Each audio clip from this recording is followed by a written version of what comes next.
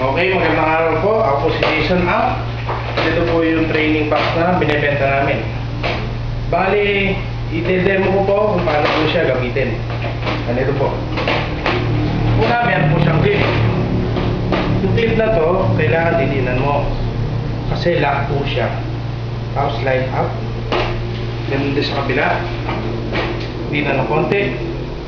Yan. And then, yan po siya. Okay. Pagkakat po, pwede nyo na po natin itayo. Yan. Ito po dito.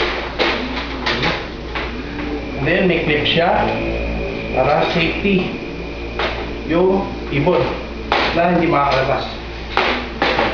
Yan po. Okay.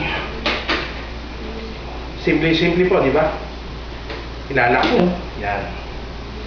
Ang kagandahan pa nito, di-slide siya. Hindi siya istorbo. At the same time, aluminum siya, hindi nakakalawang. Maganda po siya, nasa 2.5 kilo lang po yung bigat nitong training box natin. Mga sir, ma'am. And then, may sahuran po siya ng dumi ng ibon. So kasi, pwede po siyang tanggalin. Po. Yan. Ang gagawin lang po, maglalagay lang tayo ng johnny dito. And then, ikakabit natin, ibabalik natin siya ulit dito. Ito po. Yan. Ha? Ito po yan. Ibabalik lang ho. Yan. Okay. Resto. Ganun lang ho kasimple. Paano naman kung itutupi natin siya ulit? By the way, meron pala siya rin lock dito sa loob para hindi siya bumukas. May releaser siya. Kala nga. Ayan o. Yung releaser niya po, ito.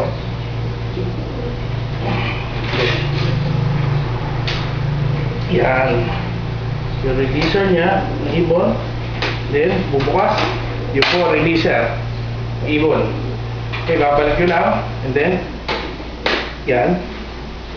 Tapos, ilalak nyo doon sa loob. May lock siya sa loob. Okay, nailak na. Pagkalak, paano ba yung tamang pag-tupi niya? Ganito po. Tanggalin nyo to. Kailangan po, diretso.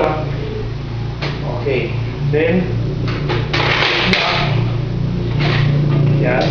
Ididiin po natin para siya maglalak. I-safety lock niya. Yan.